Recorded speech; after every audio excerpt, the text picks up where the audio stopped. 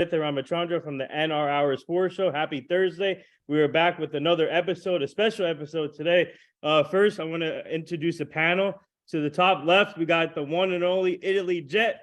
Go check them out from Everything Jets podcast. They talk all Jets and other football topics. Man, they do a great job. In the bottom left, we have a special co-host. His name is Coach Richie from KOD Media. He's the host of KOD Media. So go check their stuff out. They do a great job on KOD Media. And thanks for Coach Richie. Thanks for joining the show with us. And obviously, I heard a little birdie told me that you're a big Lions fan. So this must be special for you.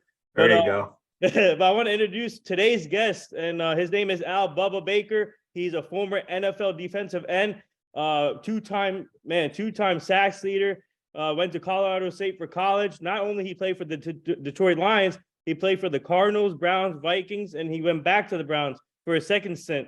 But now off the field, he's doing big things off the field. He has a book out now, which we'll get to, a cartoon book for the kids and personalizing his life story too. And also, he told me today that he's working on a podcast, which we'll get to also. So, Bubba, I just want to say thank you for joining the show today. And fans, please tune in on our Spreaker app. We are live on iHeartRadio, Spreaker, Spotify, and fans can ask questions to Bubba Baker. And I want to give a big shout out to your PR person, Sabrina, for working with my team to get this done, to get this interview done. So first of all, thanks for joining us. And how are you and your family doing today? Man, we are doing fantastic. Health, you know what I mean, man? Health. Everybody's healthy. And one of the things that I've learned at the young age of 66 is you can't do nothing about tomorrow, and you can't get, I can't get yesterday back when I jumped off sides. So next play, man. And True. And that's where I'm at in life. At the age of 66, I've learned that don't get too far out, man, because it ain't promised. And and that's where I'm at. I'm about loving up on people after all the attempts of divisiveness. I'm smiling more. I'm giving people hugs, and knuckles and everything else you could think of. Because that's really why we were sent here, man. To have barbecue, watch football, and be pretty. There you go. There you go. The golden rule. Yeah, but yeah. So we'll let Richie lead it off since he's. There you go, Richie. Hey, long time Detroit Lions fan. Excited what this team and franchise is doing moving forward under tutelage of Brad Holmes and Dan Campbell. I know you were drafted in 78. We talked a little bit off screen on sort of what the game has evolved to. I mean, from somebody that was drafted and played in the pros, what do you see your biggest takeaway is coming into 2023 and the comparison and contrast of the game that you fell in love with and played for so long? Man, you look at these young quarterbacks, and then you look at how they've defined their teams. We used to think that the quarterback was the most important position. Now we know that, and the way that they protect them is pretty obvious, that if Peyton Manning was playing against Eli Manning, they want to make sure for that market that game happens so you can't touch either one of them, Right. You know what I'm saying, man? I mean, Right. It's all about that now. And like I said, I had been away from the game for about 30-something years. I couldn't identify with the game that I was watching.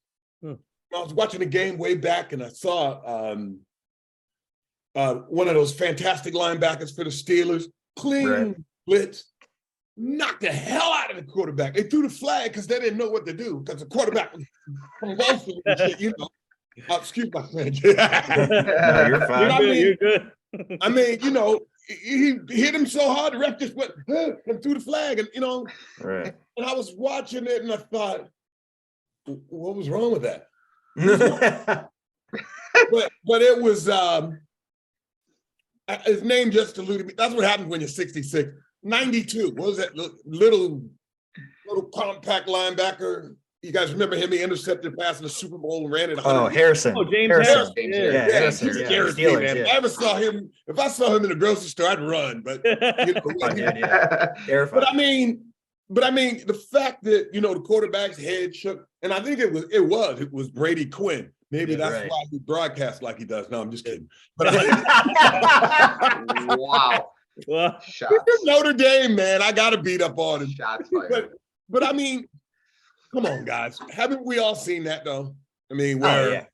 it's just a good hit, and they don't have any other recourse, and they throw the flag, and then you watch it on replay 27 times, and you're like, what?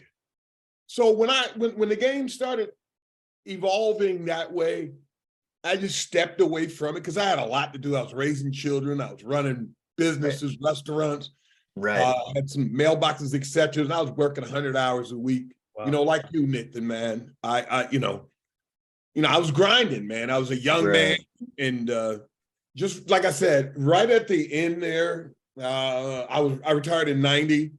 91, 92, really weird things started happening to the league. You couldn't touch them after 5 yards. This stuff now, I love this part. No one guy can celebrate, but all 12 of those idiots can run, counting the coach down to a camera and do a dance. Pose. I'm just so confused by that. Can Right. somebody help me understand that? I don't even Well, know anymore. You see Jamal Williams. I don't know. There's a big thing going around Twitter right now. Jamal Williams got fined for his little hip thrust in the hip thrust in the end zone, and then the guy who pushed the training staff got fined less money than Jamal Williams did for doing the celebration in the end zone. And I mean, remember that that was the one to surpass Barry Sanders' record. So you're gonna fine a guy $18,000, but then the guy who pushes Was the it training staff, $18,000? 18,000, and then the guy who pushed the training staff for the other team. Yeah, that came out the injured player. Yeah, see, Yeah. it's things like that. And then can somebody help me out too? Because I just came back. I said, when Pro Football Reference announced that the 23 sacks that I had are actually sacks, but the NFL was keeping track of the yardage lost by the quarterback.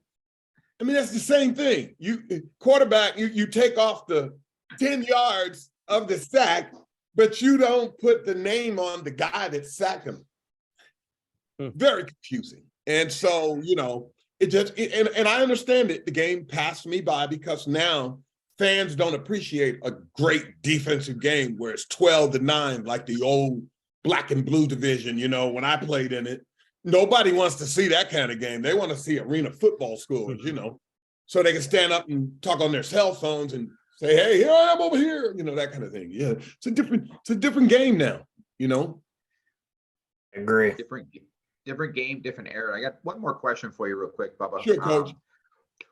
When you see the Detroit, you said you just sort of got back into football about 2 years ago. And that was sort of right around that Matt Patricia era leaving, and Dan at Motor City, Dan Campbell came in, talking about biting kneecaps. Everybody sort of was like, "Oh man, is this going to be another sort of laughing stock?" Detroit has been, but you got to play with somebody that we all know and understand in football. But where do you see this franchise, after sort of being the laughing stock? We were SOL, and now they're sort of saying, oh, that's the new Lions, and we're hot favorites to come into NFC and sort of be a contender. Power rankings, they're ranking us like top 5 in power rankings on NFL. And we beat the Giants, they're in the playoffs. We beat the Vikings, they're in the playoffs. So we're seeing these teams that we've already defeated in the playoffs. Where do you think this franchise can go? You got another great draft coming in. You get the Rams top 5 or 6 pick. Who would have thought that they would be so far out of the Super Bowl? Where do you see this franchise going? I know it's sort of maybe just a Lions fan asking a Lions guy that's into the league and understanding the concepts. Where do you see us going in the next few years? Are we going to be a force to be reckoned with if we can keep this core group? And the NFC, should they be concerned about, like, hey, Detroit, they say they want to run it through Detroit. So what do you think about that? I like being relevant. You guys go to my social media at Al Bubba Baker, and you'll see I was doing posts from like the middle season. What I think is we've got all those draft choices from the Rams, right? And my thinking is, from what I've seen, and I've shook Dan Campbell's hand, he's an intense man. I mean, he's Huge dude. You know, we do this homecoming thing like most teams do. And you know, you go down to the locker room and I met him. And I mean, he shook my hand and my hand still hurts. You know what I mean? He's that kind of guy. No, I'm serious. He's a handshake. Yeah. You know, bam, you know, you and I, you know, he real important. He's not a fake guy. And if this would be my choice, not just because I was on defense. You get me a big man over the nose that occupies two people, right? And you keep that quarterback from stepping 1 foot back, and you got Richardson coming to Hayden coming around the corner, and you got that guy James with Hardy. Houston. Yeah. Well, I like him because he used my dead man move. I don't know if you guys ever seen it. It's kind of a pause move. Yeah. He got out and he skipped. I kind of invented that, but that's another story. But no, seriously. Defense wins championships. Yes, sir. Yes, sir. Quarterbacks win games. Defense wins championships. Going back to what I said to you before, fans are not interested in seeing 12-9 game, but that 1985 Bears team is proof of it. If they can't score, and you got a Lions team that averaged 27 points a game, and then towards the last 5 games, they were above 30. I mean, and I was shocked at Goff. He makes you nervous, though, still, doesn't he? He kind of little, yeah. He's kind of too calm for me. You never see him slap hands. Have you ever seen Goff run down to the end zone and do like Josh Allen and headbutt his receiver? He's just calm. And I don't know, man. I don't know if he's on medication or what, but you know what I'm saying? The guy is just stupid. Maybe that's their recipe, that he's focused, you know? Yep. But I think if they get somebody to shut down, push that pocket back like the Giants have, if they can get a big-time, dependable receiver,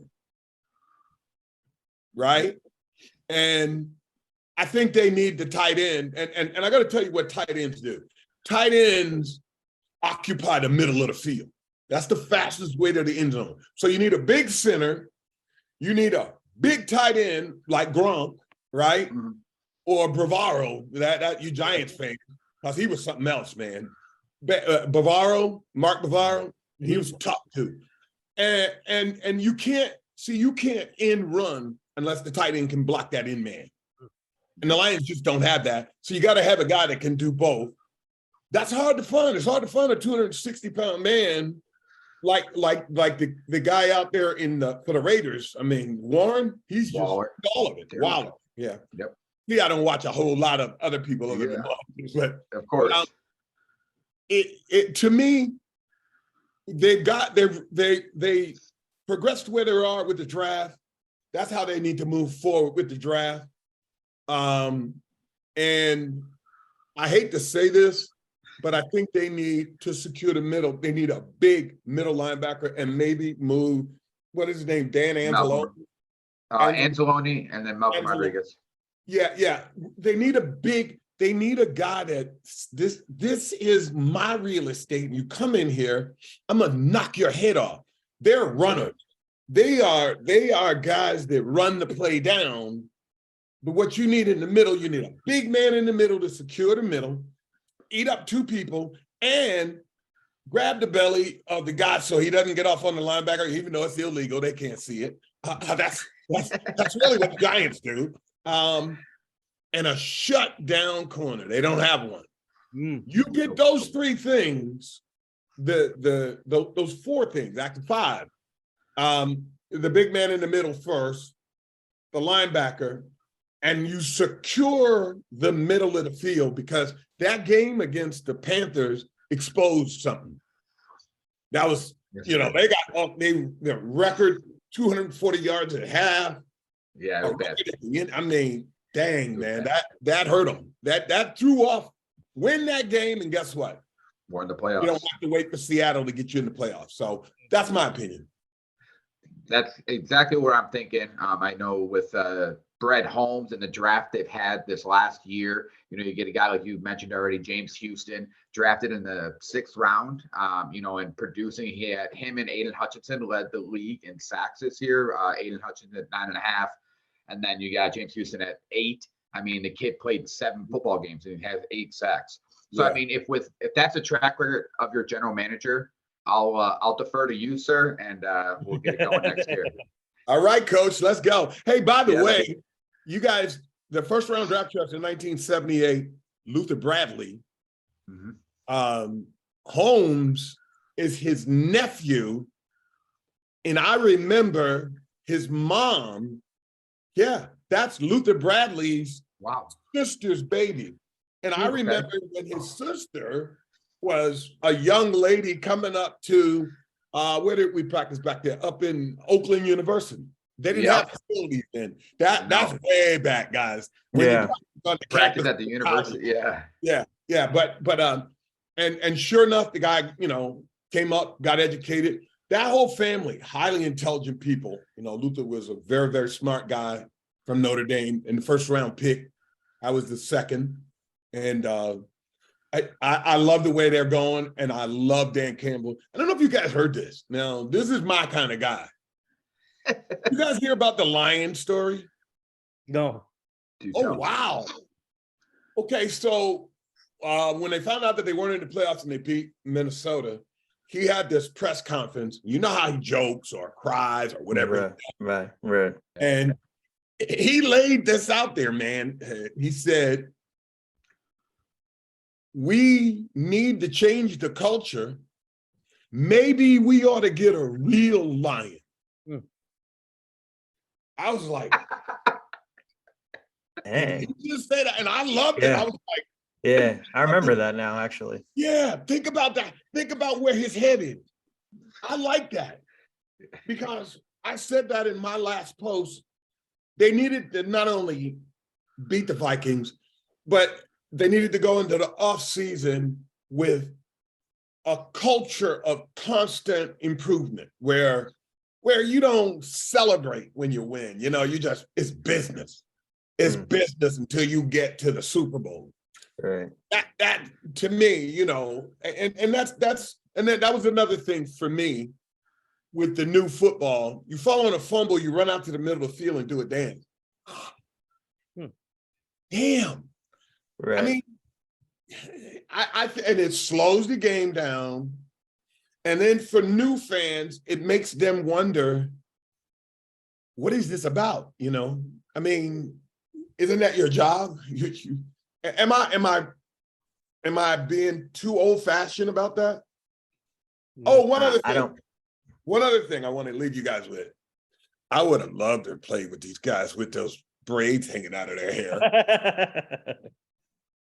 Rip it. Here you go, baby. Yeah. I mean, you look like my sister. I don't care who you are. I don't care. Maybe the only one I wouldn't say anything would be is Derrick Henry. I'm afraid of him.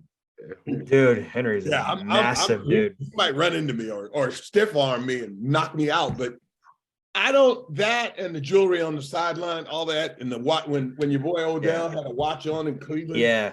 I'm like, where are you going? Right. Why would you wear a $185,000 watch? Most people don't make that in 2 years at work. That's just that kind of thinking, or is that thinking at all? Maybe AB's pulling an AB, maybe just leave during the game, all the jewelry on, going to a club afterwards. Is that crazy, man? That was crazy. That was at MetLife. Yeah. And that's the wrong place to pull that, at MetLife. Nobody will ever. He'll be 66 and people will still be reminding him of that in New York and New Jersey. But, I'm old school and I'm proud of it. I am. I'm proud of it. Mm-hmm. So Al, you've had a great post NFL career as well, and you had a great career during your football. You're on the Detroit Lions 75th anniversary team. You're on Detroit Lions all-time team. Congratulations with that. Thank you. And then the unofficial NFL record for 23 sacks. I'm just gonna replace Goodell and give it to you anyway. How about that? You can just have that record. Thank you. I'll take it. It's for my legacy. Hey, check this out. I did without it for 45 years, but it's for my legacy. I've got grandsons, I've got granddaughters, but for me, man, I wasn't sitting around going, man, what am I putting in my side? What am I gonna do? Right. But overall, for sure. But overall, your post NFL career, you've been on Shark Tank. Your business was on Good Morning America, QVC. You have a restaurant. Like you've done some really great things, and also you have a book now. Talk to me about Shark Tank and talk to me about your business as well, because you were on Good Morning America as well. Yeah. Well, the Shark Tank thing, the credit goes to my daughter. Mm-hmm. And really what I'm most proud of involving that is one of a little location in Avon, Ohio. We took the bones out of a slab of ribs and we patented it. See, that's the key to it. I've always been about being creative because God blessed us with certain gifts. Yes. Every single one of us has them. Not everybody dials in and uses them. And again, I want to preface that by saying different people worship different things. For me, it's God. And I know because I've been in certain situations like the NFL where I should have never been. I was that fat, bow-legged, buck-toothed kid, I was the least likely on my high school team that should have been in the NFL. It was probably 11 guys, seriously, more talented than me in high school. And I think that's what made me try so hard. So getting back to Shark Tank. Shark Tank was just the finale of some really hard work that we did. I mean, we worked at the restaurant and then we literally developed that in a local grocery store in their downtime. That means on Friday night, when everybody else left, we went in at 11 p.m. and made those ribs on a bigger scale overnight. My wife and I jumped in the truck, threw the cases in after they, made sure that the temperature was right. We went to a store. I stood there, one store in a 55-store chain, one store at a time, passed out sample, and boom, it caught on. And people started buying it. And then we got to the point to where we needed to scale it up. And that's when my daughter said, hey, there's a show on TV called Shark Tank. And that's the rest of the story is history. And that's in progress. We'll leave that there. But said something else, and I got hit in the head a lot, man. So it's okay. It's your other online thing that you get, QVC, Good Morning America. Yeah, QVC was the culmination of the product finding it and scaling it up and going on and learning like you guys have done with your show. And I want to commend you guys. I want to compliment you, Nathan, on your show, man. Thank you. I follow you. And I watch some of the people you have on. And my assistant, she made the determination. She said, yeah, that's a place you want to go and be who you are, Al. And so what I'm saying to you guys is you got to put the work in. It doesn't matter what it is. And that's all I am. I'm a product of hard work and pivoting off of, like the book. I've always been like, I'm wearing this cap. This is one of my characters. This is JB, because one of you guys were astute enough to do your homework and find out I'm from Colorado State. And if you don't know that, a ram is just a male goat when his testicles fall down to like mine. Where your knees knock on them. And they really, here's the story now. You got to understand this about a ram. They're very territorial. Have you ever seen them fight? Have you ever seen them Derrick Henry each other? Yeah. No, I I take actually that back. have. After watching your boy Saquon last week, and I hadn't seen him, you know, I had put him over in that category as always hurt when he hurt his ankle. Right. Seen him online squat like 500 pounds. Well, boy, I saw him not run out of bounds, and I said, oh, there's one of my favorites.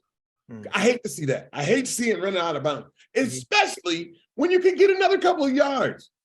Yeah. You know, I see a big old tight end run out of bounds. I'm like, well, maybe coach ought to have a conversation with him. Like, dude, you weigh 260.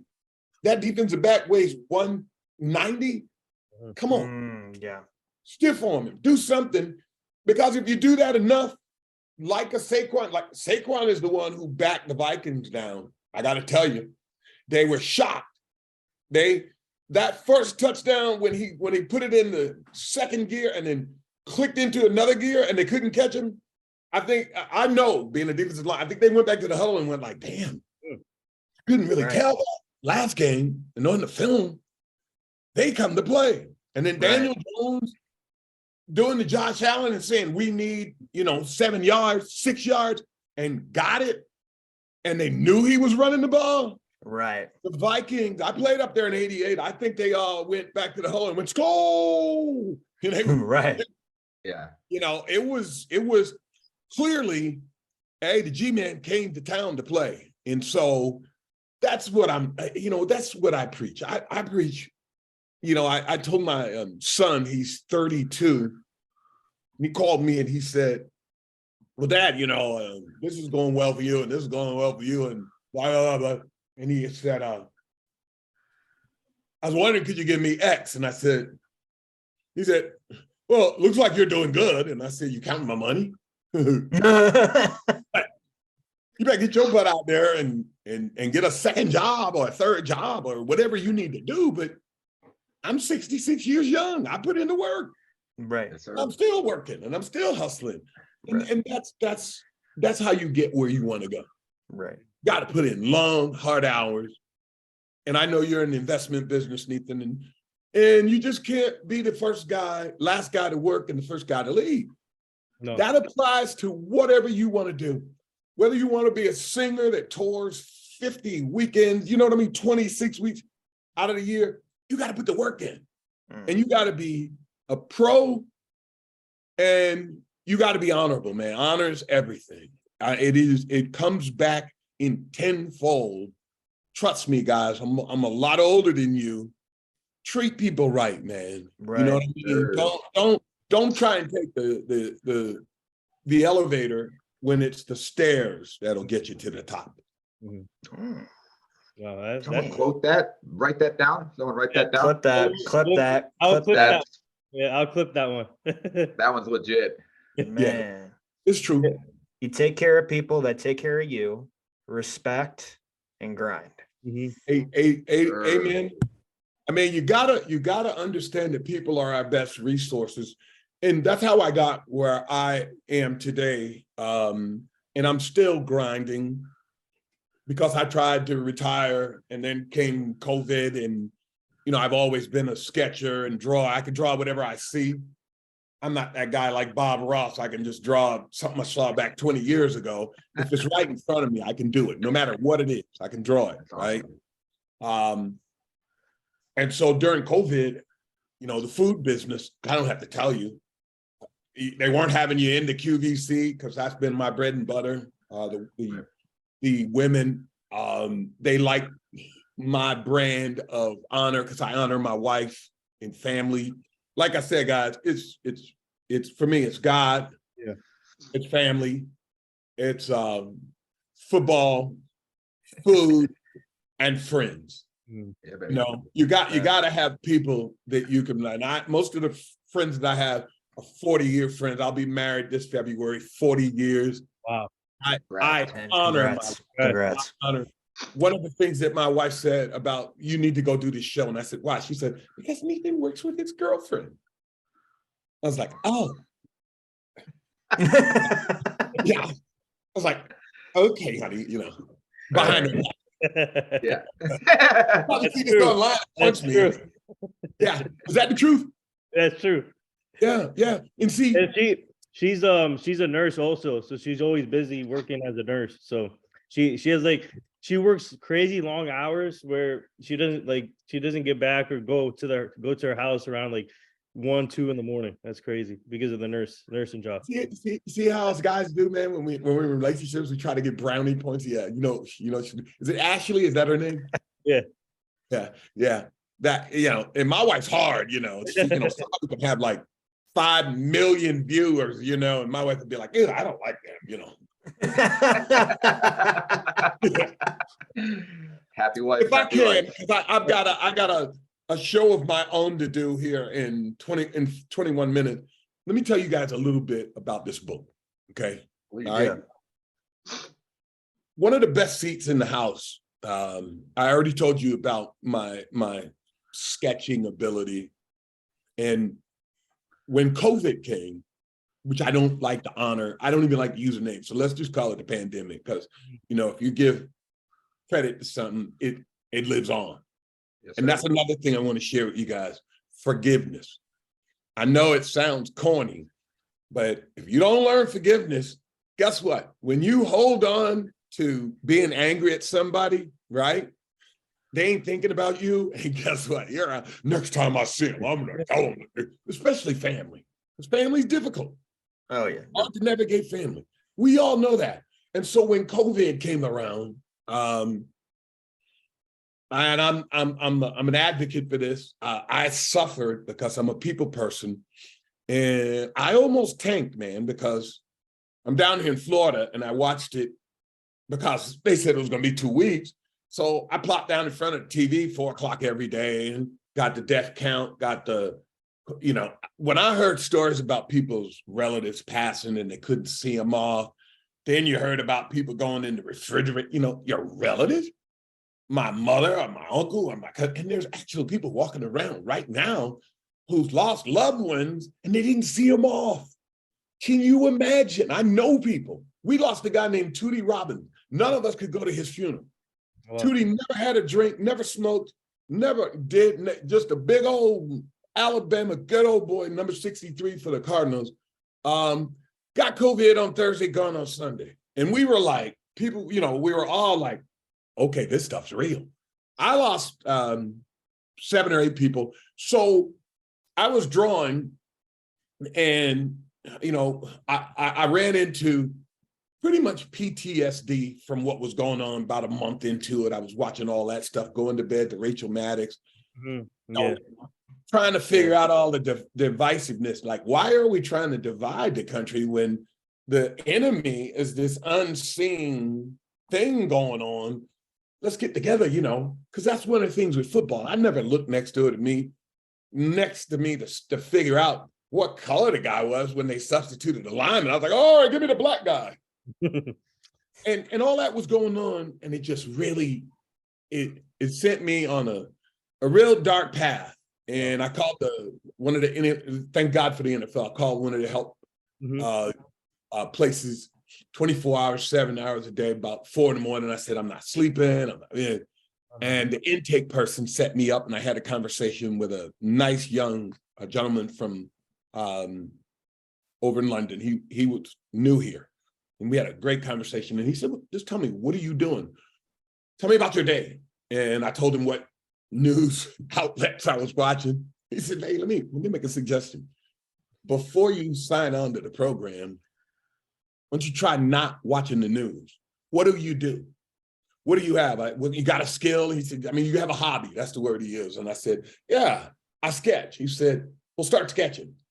Then the NFL started doing these Zooms. There's a guy named Brandon Myrie, Andre Hardy. These are all successful writers out in Hollywood, and they would beat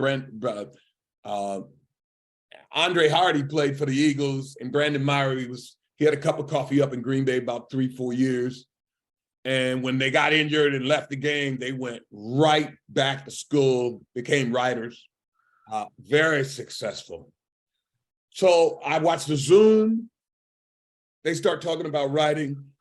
And then Brandon and I forged a relationship And if you can tell, I'm shy and introverted. So think about it. I could draw. I've always been a storyteller. Yeah. And then I learned that the art of writing is rewriting. You ever wrote a note, went back, looked at your note and realized you left off the T to that? Or you're just in a hurry. You were thinking faster than you were writing. Well, computers tell you in red that you made a mistake spelling that word. Mm-hmm.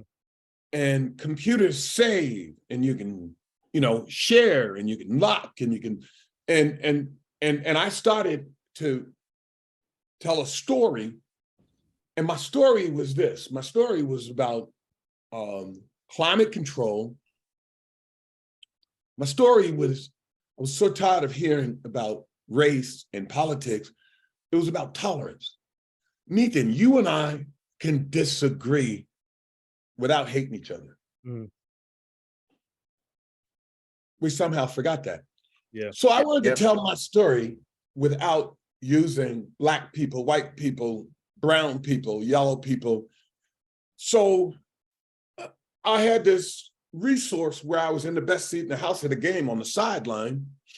And across from me, I'm watching Randy White and Reggie White. And I stacked Roger Staubach as a rookie, and I had his poster on my wall in college for 4 years next to Farrah Fawcett. Roger Staubach. I had Captain America, the real Captain America, on the wall, the originator of the Hail Mary. And I thought to myself, wait a minute, Cliff Branch, that's the real original Cheetah. And then Edelman and Cooper Kupp. See, these guys are all small receivers that in my day, they couldn't have played because they could keep their hands on you past 5 yards. They could undress you, tear you up, would stick them on their hands. And so those little guys couldn't get off the line of scrimmage until Cliff Branch just had a breakout year and everybody knew he was going to run the goal. Mm-hmm. And he still get behind them in a prevent. That's how fast he was. So I drew a cheetah and I had Connie Corso dogs. And I made Connie Corso because he reminded me of Terrell Owens. I don't know if you ever seen him in person. Terrell Owens looks like a tight end. Yeah. Big man. Yeah. Big man. Yeah. I mean, he's still playing football and he's like 49. Right. Yeah. He's still playing football. Phillips Jack. That one. But I knew I had this thing, and this character here, his name is JB the GOAT. They're all licensed and copywritten and trademarked. And I had these characters, and the way you really write is you write the script first and then you fill it in with your characters. I already had the characters. And so I wanted to tell this story about that involved football, superheroes, aliens, and animals. And I wanted to tell the message at the end. Mm-hmm. So it's not really a comic. It's a graphic novel. It's 20 pages. It comes from here. And I have the utmost respect of the players. Like one of my characters named is Bubba. He's a silverback gorilla. And I had to research these. And that helped me with my mind. After what I was going through, and the story, like I said, is about climate control. It's about tolerance, but it's also about the world needing more superheroes. Guys, we can be superheroes. Yes, sir. You don't necessarily have to kick into a whole nother thing, get on a cape and fly. You can be a superhero, man, just by opening the door and smiling at another person. You know what I'm saying? When people ask me, how are you doing? I always say, I'm fantastic. They say, wow, that's a great way to be. Sometimes I'm lying, but attitude is everything. Absolutely. We need that. And it's young guys like you that's going to help us rebound off of this craziness. Who doesn't agree with me that stuff is real weird right now? No, yeah. So yeah. Really oh yeah. A lot of weird stuff. Yeah. A lot of weird stuff. Preaching to the choir on that one. A lot of weird stuff going around in not only here, but everywhere in the world. How about the weather? Everywhere. How about the weather, man? You know, there's a cat down here in my building. I live in a condo now. I ain't mowing no more lawns, cleaning no more pools. I'm not going to get damn squirrels out the roof. No. That's somebody else. Right. There was a guy here, and we had a conversation the other day, and he said, "I live in Wisconsin," and 2 minutes later, he said, "Yeah, I was just sitting down the other day," and he said, "We don't have any snow." I was like, "You don't have any snow in Wisconsin?" He said, "No, actually," he said, "it snows, it goes away." He said, "Normally, 2 years ago, we were buried under snow." And I said, "Sir, you ought to look into climate control," I said, "because that's what's happening." And I said, "We all got to get hip to it, man. We're not going to have a whole lot to pass on." That's what my book is about. But I used what I had as a resource. You guys get what I'm saying? I had some leftovers in the refrigerator, and I made a killer meal the next day in the form of that book. And I also wanted to set an example for other 60 Medicare guys from the NFL. Hey man, get off your butt, do something, and then we won't have so much CTE going around. Yeah. Right. I think that's my alarm.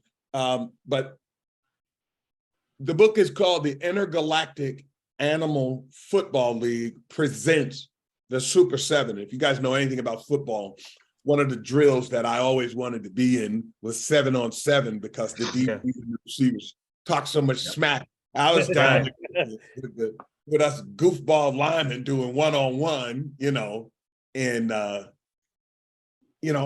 I just believe that that's how we can make a difference in a world that's getting pretty scary as to what we're going to pass on to you guys as children, man, and my grandchildren. But all we have to do is, the five of us, is when we get off this show, is to decide. And I'm gonna leave you with a story. It's called Starfishes on the Beach. Hey, where can our fans find your book? Yeah, great You question. go to Bubba B7, like Bubba Baker 7, www.bubbab7.com, and it's on a pre-sale now. It's doing very well, and we're gonna go on to Amazon. We haven't gotten that yet. I'll send that to you, Nathan, when we get it. Definitely go to Bubba B7, get the book. I'm signing the first 100, which is going to be a collector's item. They say I'm a future Hall of Famer. We'll see. I hope I'm alive, unlike Cliff Branch. He just went in and no longer with us. You deserve to be in the Hall of Fame, man. The number, I agree. Facts. The numbers you put up in your career, you deserve to be a Hall of Fame. I'm surprised you're not being considered yet. And same thing I don't know if you know. So I'm good. We're good friends with Leonard Marshall, a former Giant. Oh yeah. So he lives in our neighborhood now. So we're good. We're like family with him, and we're trying to get him into the Hall of Fame too. Just like we have to get you into the Hall of Fame. Well, hey guys, I appreciate it. I'm gonna have to go cut out. We gotta cut out early because I gotta do my show. But again, I want to give you that address. It's bubbab7.com. And it's more than a comic book, man. I mean, you guys, this is who I am, man. This is who I am. I didn't come on here and I want to finish that quick story about there was a kid on the beach, and the kid was throwing starfish in, and there were some adults, and the adults said, "What are you doing, young man?" He said, "I'm saving starfish." And an adult says to this kid, this is a true story. And the adult said to the kid, "You see all these starfish on the beach? That ain't gonna make any difference." And the young man picked up a starfish, threw it back into the ocean. He turned to those adults and he said, "I just made a difference." Remember that, man. Wow. One person at a time, you can make a difference. That's how we're gonna get our world headed back in the right direction, man. Thanks for having me, guys. Thank you. Before we let you go, tell our fans about your Super Bowl picks, and also what does being the sack leader mean to you, real quick. Okay, man, I don't know, man. I think Buffalo is inspired, so that's going to be a heavy Buffalo against Kansas City, and I'm something inside of me. I can't really say that Philly is legit because I think that the pass rush and the defense of 49ers, that's somebody to contend with. But the Giants are being something from the old days, man. They're playing great defense. They're running the ball. And so you got that's difficult. So I'm not gonna sit on the fence. I'm gonna pick Buffalo, and Buffalo is gonna play the 49ers. Wow. Good pick. Yeah, I mean, we're talking defense, and Josh Allen, I just want you guys to know this. I got a man crush on him. Don't tell anybody that. Let's go. Only quarterback I've ever liked in my life. That's awesome. Wow. You guys, thanks for having me. Let me just give you that website again. It's bubbab7.com. Thanks for having me on, guys. And my whole family is Jet fan, bro. Everybody in my family. Yeah. By the way, I grew up in Newark, New Jersey. Oh, wow. I'm in Jersey. I'm in good Jersey, stuff. too. We went to high school. I live in Jersey, Nice. too. All right, guys. Thanks a lot. Thanks, Bubba. Appreciate you. You. Later. Wow.